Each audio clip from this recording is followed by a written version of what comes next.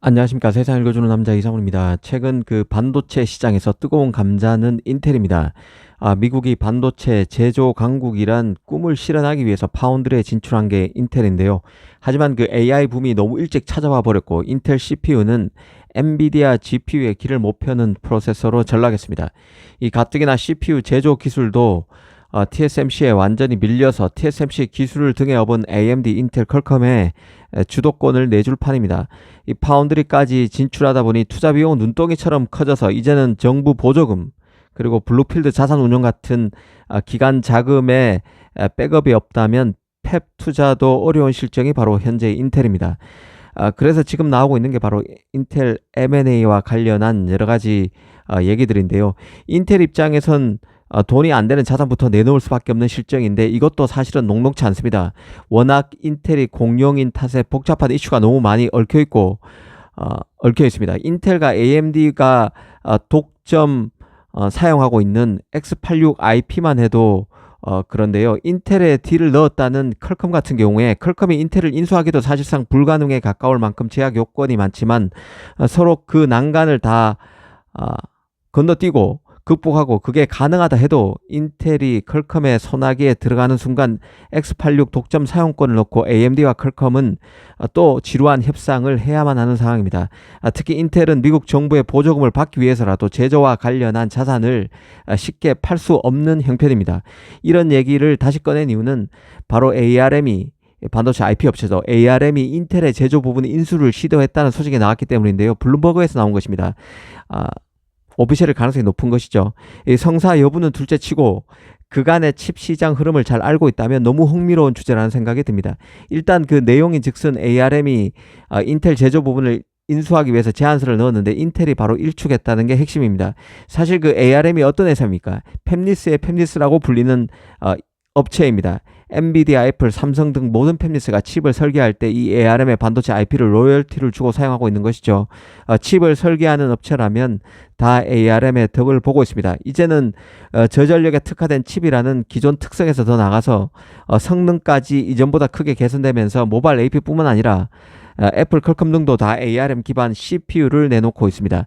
한마디로 ARM 칩이 약진하는 상황인데요. 이는 달리 보면 이 성능의 주안점을 맞추고 CPU 시장을 주름 잡아왔던 x86 CPU가 자신의 가장 큰 특징이라는 성능에 특화된 특별한 무언가를 보여주지 못하고 있음을 의미하는 것이기도 합니다.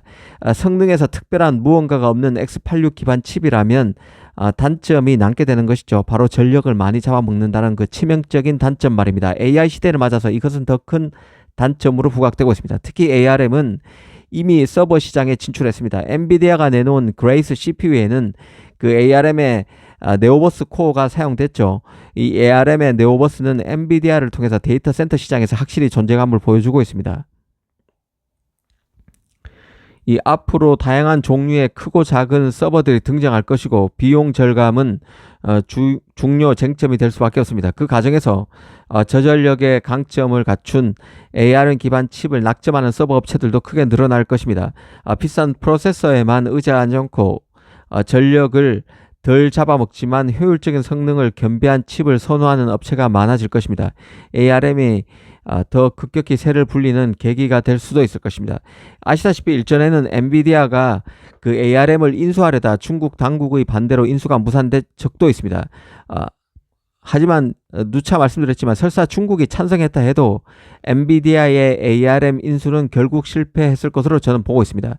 왜냐하면 ARM의 IP를 사용하는 거의 모든 팹리스들로서는 그 ARM이 엔비디아 수중에 들어가게 되면 결국 ARM이 자신의 본업인 팹리스를 위한 IP 개발에는 등한하고 엔비디아 칩을 위한 최적의 IP를 개발하는 데 몰두할 수밖에 없을 것이란 우려가 컸기 때문인데요. 결국 모든 팹리스가 실패하길 바라는 실패를 원하는 그 M&A가 성공하기 쉽지 않은 것이죠. 각국 정부로부터 각국 정부의 이들 기업들이 민원을 넣을 것이고 결국 엔비디아의 ARM 인수는 실패로 돌아갔을 것으로 봅니다. 그런데 그 AI 시대를 맞아 주목할 것은 바로 손정이 의 야망인데요. 일전에 그 ARM의 최대 주주인 소프트뱅크가 엔비디아 GPU에 대항할 AI 칩을 만들기 위해서 ARM을 활용하고 있다는 얘기가 외신에서 나온 적이 있습니다. 이른바 이자나기 프로젝트인데요. 이 프로젝트의 지휘자가 바로 손정희입니다. 이 프로젝트의 위험성은 엔비디아의 ARM 인수 시도와 일맥상통하는 부분이 있습니다. 그 ARM이 직접 AI 칩 개발에 동원된다는 얘기는 ARM이 고객의 칩 개발에 쓰이는 원자력격인 IP 제공업체에서 AI 칩 개발업체와 직접적인 경쟁을 하는 플레이어가 된다는 것을 의미합니다. ARM이 그 팹리스의 파트너에서 팹리스의 경쟁자가 된다는 뜻이죠. 만약 이런 일이 실제 빚어지게 되면 ARM의 사업, 더 정확히는 ARM과 ARM의 고객과의 관계에도 안 좋은 영향이 어떤 식으로든 나타날 것입니다.